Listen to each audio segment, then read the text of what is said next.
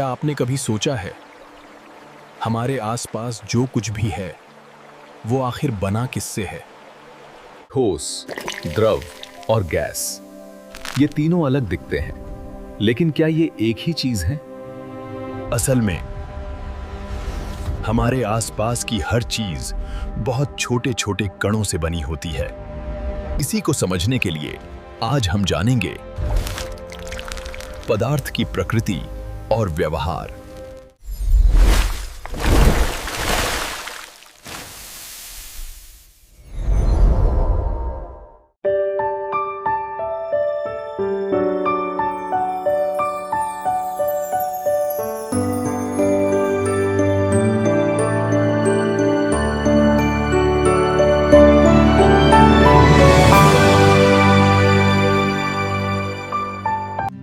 नमस्कार दोस्तों, आज हम एक बहुत ही महत्वपूर्ण अध्याय पढ़ने जा रहे हैं। इस अध्याय में हम जानेंगे पदार्थ क्या होता है और उसके विभिन्न रूप क्या हैं।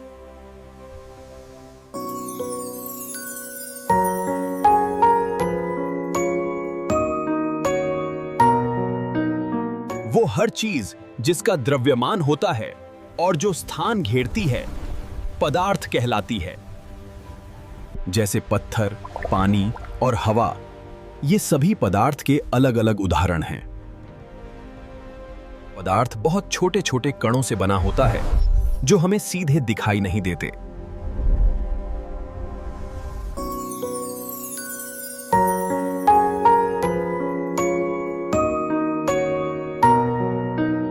पदार्थ के कणों के बीच खाली स्थान होता है, इसी कारण कुछ पदार्थ आसानी से घुल जाते हैं। पदार्थ के कण लगातार गति करते रहते हैं, इसी कारण वे एक दूसरे में फैल जाते हैं।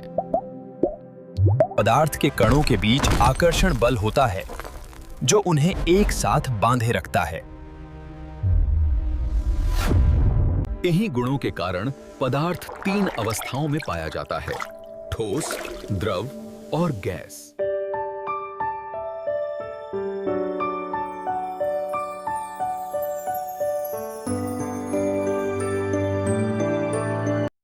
सबसे पहले समझते हैं ठोस को, जिसका आकार और आयतन दोनों निश्चित होते हैं। इनके कण बहुत पास पास होते हैं, इसलिए ये कठोर होते हैं और आसानी से नहीं बदलते।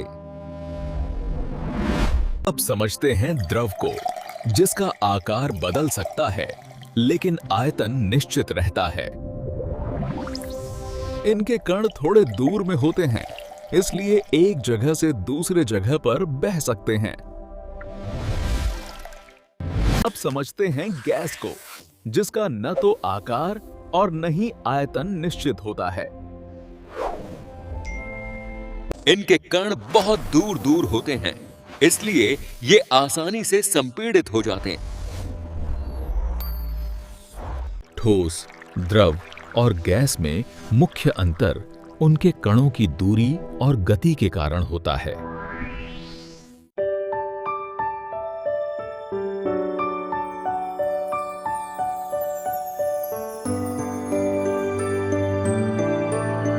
क्या पदार्थ अपनी अवस्था बदल सकता है? आइए इसे समझते हैं। जब ठोस को ऊष्मा दी जाती है तो वो पिघलकर द्रव बन जाता है। इस प्रक्रिया को मेल्टिंग कहते हैं, जिसमें ठोस द्रव में बदलता है। जब द्रव ठंडा होता है तो वो ठोस में बदल जाता है। इस प्रक्रिया को फ्रीजिंग कहते हैं। जब द्रव को ऊष्मा दी जाती है तो वो गैस में बदलता है। इसे वाष्पीकरण कहते हैं। जब गैस ठंडी होती है तो वो द्रव में बदल जाती है। इसे संघनन कहते हैं।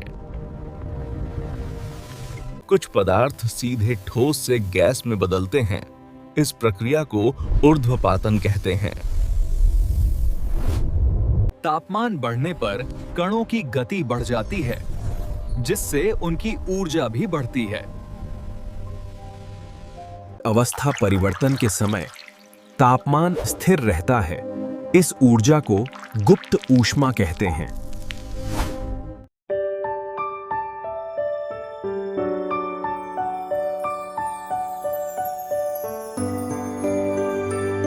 वाष्पीकरण किसी भी तापमान पर होता है और यह केवल सतह पर होता है। वाष्पीकरण के दौरान ऊर्जा बाहर निकलती है, जिससे आसपास ठंडक महसूस होती है। वाष्पीकरण तापमान, सतह क्षेत्र, हवा की गति और आर्द्रता पर निर्भर करता है।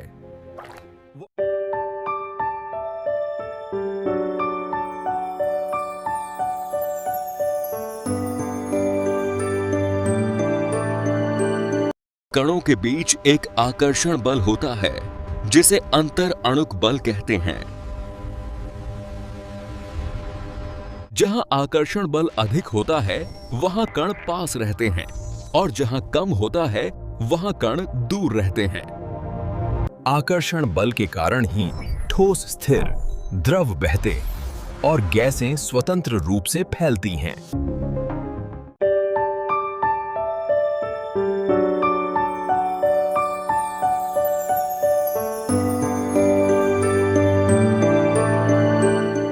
प्लाज्मा पदार्थ की उच्च ऊर्जा अवस्था है जो सूर्य और बिजली में पाई जाती है। अत्यंत कम तापमान पर कण लगभग स्थिर हो जाते हैं और एक इकाई की तरह व्यवहार करते हैं। इसी अवस्था को बोस-आइंस्टीन कंडेंसेट कहते हैं, जो अत्यंत कम तापमान पर देखी जाती है। तो आज हमने जाना पदार्थ के कण, उसकी अवस्थाएं, अवस्था परिवर्तन और विशेष अवस्थाएं।